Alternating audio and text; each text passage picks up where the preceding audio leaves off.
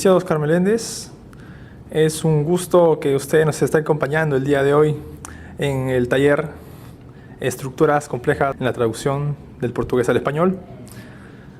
Bueno, sabiendo de su experiencia como docente y como traductor, le vamos a hacer unas preguntas relacionadas al tema de la traducción. Claro.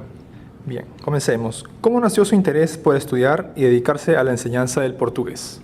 Bueno, todo empieza pues con una experiencia en el extranjero en el que yo trabajo y vivo con estudiantes brasileños.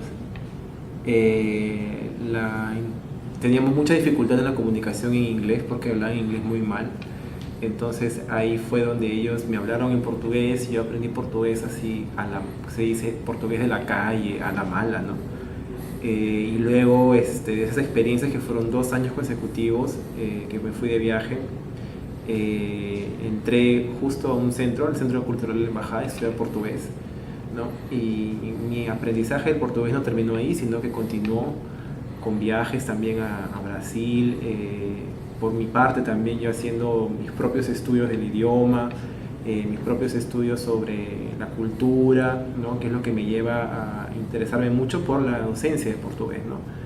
Y fue como que hace 3, 4 años atrás que empecé en este viaje, ¿no? A enseñar portugués, que podría decir que es muy diferente a la enseñanza de otros idiomas, pues es una lengua muy cultural, ¿no? Es muy rica para enseñar. ¿Cuál es su perspectiva respecto a la creciente demanda en la enseñanza de la traducción del portugués, ¿no? Bueno, yo creo que las universidades, algunas están implementando ya la enseñanza de portugués y creo que es una respuesta al mercado, ¿no? Las relaciones bilaterales entre Brasil y Perú han crecido bastante. Si bien hoy en día la coyuntura política no es muy positiva, que digamos, porque existen muchos casos ya judicializados, ¿no? Legales que están involucrando tanto a Perú como a Brasil, pero las relaciones se mantienen y hoy en día no es solamente en el ámbito político, legal, sino en el ámbito técnico-científico también se ve mucho mercado. En la interpretación también hay bastante mercado para los traductores e intérpretes, porque hay conferencias, hay charlas que se dan en portugués y la necesidad de tener un intérprete es básica, no es fundamental. Asimismo, como comenté, también la literatura está entrando muy fuerte en el literatura brasileño y cada vez se va a necesitar de más y más traductores, ¿no? Para poder compartir esa cultura, ¿no? Con todos los peruanos. En cuanto a los regionalismos, ¿cuáles son los que representan mayor dificultad para los traductores? Bueno, hablar de una sola región de Brasil de verdad sería muy mezquino, porque Brasil, como lo conversamos, es un país tan grande que abarca tantas culturas dentro de una sola, ¿no? Es un caso muy parecido a Perú, ¿no? Brasil también es una mezcla de varias culturas, tanto como la africana, la europea y los mismos indígenas brasileños. Entonces todo eso hace que su cultura sea única, ¿no? Cada ciudad, inclusive cada estado, cada pueblo brasileño tiene sus propias costumbres. Te doy un ejemplo muy claro, ¿no? Por ejemplo, el carnaval, que muchos piensan que solamente pasa en Río de Janeiro. El carnaval se da en todo el Brasil y cada región tiene una forma diferente de celebrarlo.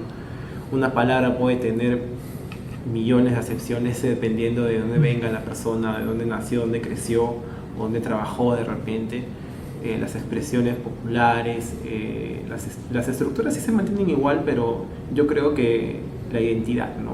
Es algo que es un aspecto que los traductores deben conocer para poder interpretar y poder llegar y producir un buen texto meta. ¿Cómo rompe usted el mito de que la lengua portuguesa es fácil de aprender? Es muy sencillo. Muchas veces los alumnos y la gente que ¿no? que quiere iniciar este viaje en el aprender portugués dicen, ok, yo entiendo todo lo que dice. Yo les digo, ok, muy bien, se entiende el portugués, ¿no? Prodúcelo.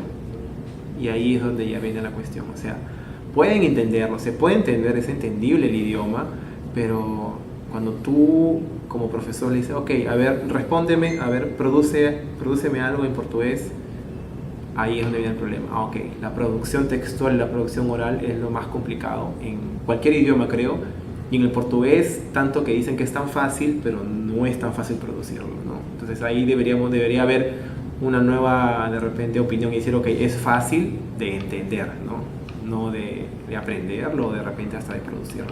Ya para finalizar, licenciado, ¿qué consejos brindaría a quienes deseen participar en el examen CELPE-BRAS? Para el CELPE-BRAS, mucha lectura. Tienen que leer bastante porque tienen que redactar géneros textuales diferentes, desde cartas de opinión hasta textos argumentativos o cartas de lectores o inclusive hasta un texto comparando opiniones, ¿no? Tienen que saber bien redactar en portugués también, la lectura ayuda mucho en eso. Y en la oralidad sí, más que todo que se entiendan y no caer pues en el famoso portuñol, ¿no? Que es lo que pasa cuando uno habla muy rápido o ya simplemente cree que está hablando portugués, pero ahí siempre hay un problema, siempre corregirse con cuidado, ¿no? Como ya les dije, en el CELPE-BRAS no se busca, en la parte oral sobre todo, que los candidatos hablen como brasileños, sino que puedan tener una comunicación fluida y con inadecuaciones mínimas, ¿no? Que no existe interferencia de otras lenguas, pero que sí hay un portugués fluido. En la parte escrita, bueno, sí, entrenar. Tienen que entrenar, prepararse bastante para esa parte, porque producir 4 textos en 3 horas pueden pensar que es mucho tiempo, pero no es tan sencillo. Entonces, sí, preparación sobre todo, ¿no? En ambas partes. Muchas gracias, licenciado, por acceder a la entrevista. Ojalá que lo podamos ver en algún nuevo taller para el Colegio de Traductores. Gracias. Muchas gracias. A ustedes.